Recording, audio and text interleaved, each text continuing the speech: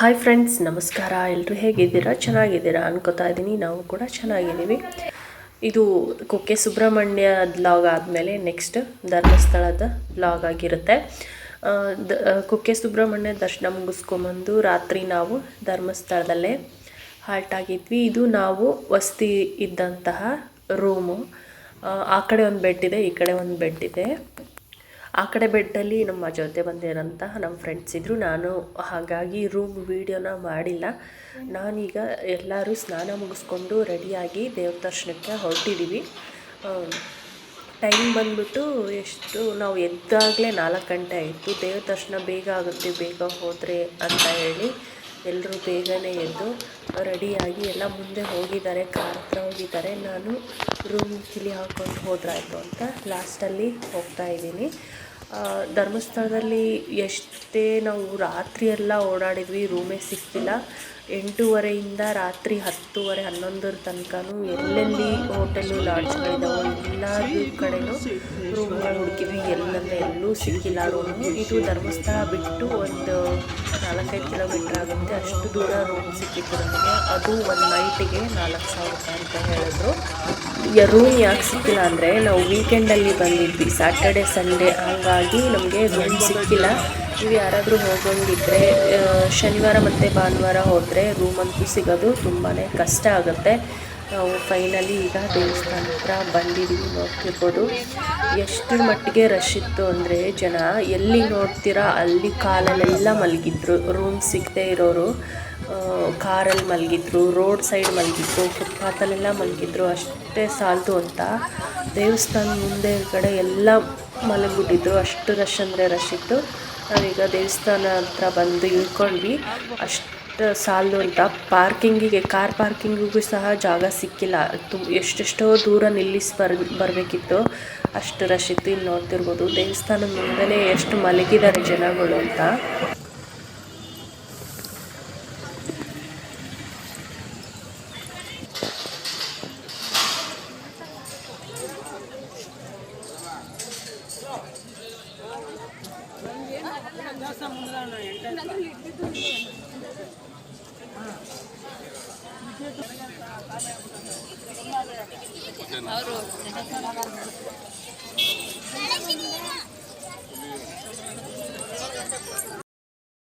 ದೇವಸ್ಥಾನದ ಹತ್ರ ಮೊದಲು ನಾವೇ ಬಂದಿದ್ದು, ಇನ್ನೂ ಗೇಟ್ ಸಹ ಓಪನ್ ಆಗಿರಲಿಲ್ಲ. ನಾವು ಬಂದಮೇಲೆ ಎಲ್ಲ ಜನ ಬರೋಕ್ಕೆ ಸ್ಟಾರ್ಟ್ ಆದರು. ಅಲ್ಲೇ ದೇವಸ್ಥಾನ ಹತ್ರ ಮಲಗಿರೋರು ಕೂಡ ಆಗ ನಾವು ಬರೋದು ನೋಡಿ ಎದ್ದೇಳ್ತಿದ್ರು. ಇನ್ನೂ ನೋಡ್ತಿರ್ಬೋದು ಚಂದ್ರ ಕೂಡ ಕಾಣಿಸ್ತಿದ್ದಾನೆ. ಗೇಟ್ ಓಪನ್ ಆಗಿರಲಿಲ್ಲ, ಕ್ಯೂ ಕೂಡ ಸ್ಟಾರ್ಟ್ ಆಗಿರಲಿಲ್ಲ. ಹಾಗೆ ದೇವಸ್ಥಾನಗಡೆ ಮುಂದೆನೇ ನಿಂತ್ಕೊಂಡು ನಾವು ವಿಡಿಯೋ ಮಾಡಿಕೊಂಡು ಫೋಟೋಸ್ ಎಲ್ಲ ತಕ್ಕೊಳ್ತಾ ಇದ್ವಿ.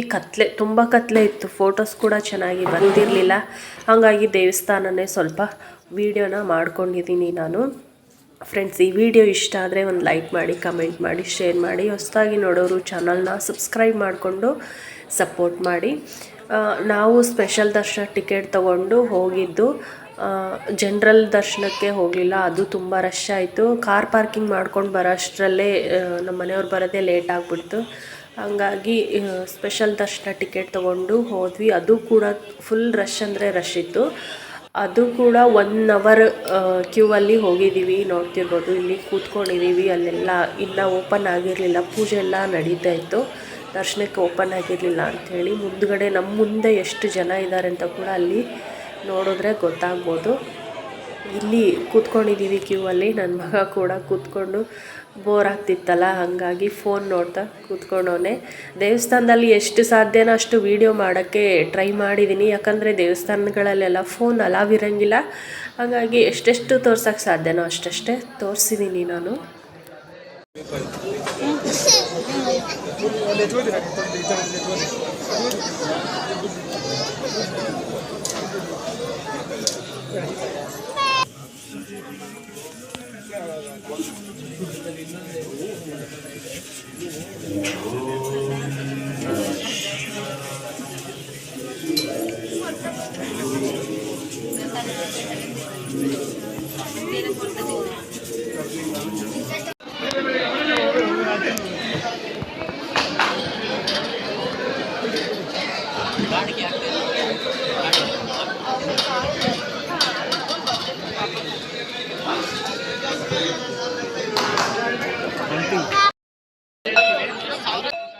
ಫ್ರೆಂಡ್ಸ್, ಇವಾಗ ನಾವು ದರ್ಶನ ಎಲ್ಲ ಮುಗಿಸ್ಕೊಂಡು ಆಚೆ ಬಂದಿದ್ದೀವಿ. ದರ್ಶನ ಅಂತೂ ತುಂಬಾ ಚೆನ್ನಾಗಾಯಿತು. ನಿಧಾನಕ್ಕೆ ದರ್ಶನ ಆಯಿತು. ಈಗ ತಾನೇ ಸ್ವಲ್ಪ ಬೆಳಕಾಗ್ತಾ ಇದೆ.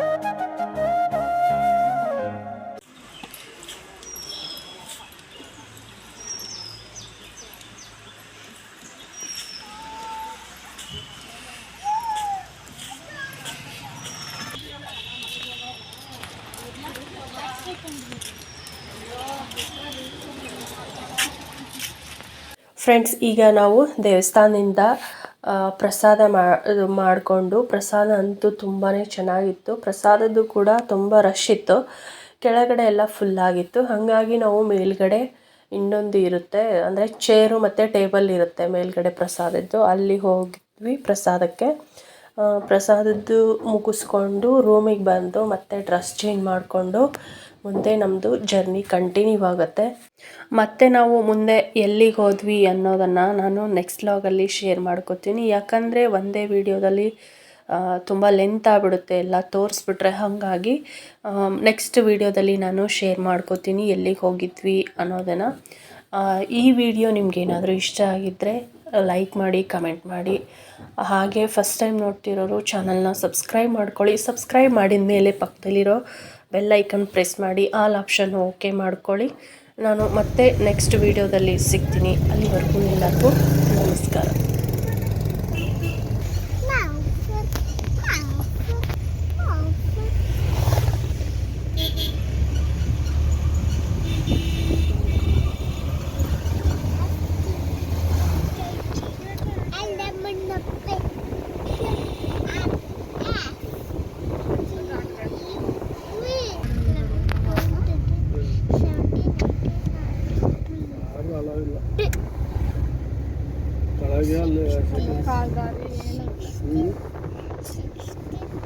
ಮನೆ ಹೊಡಿತೀನಿ ನೋಡ್ರಿ, ಕಣ್ಣಿಗೆ ಹೋಗ್ರೆ ಕಣ್ಣು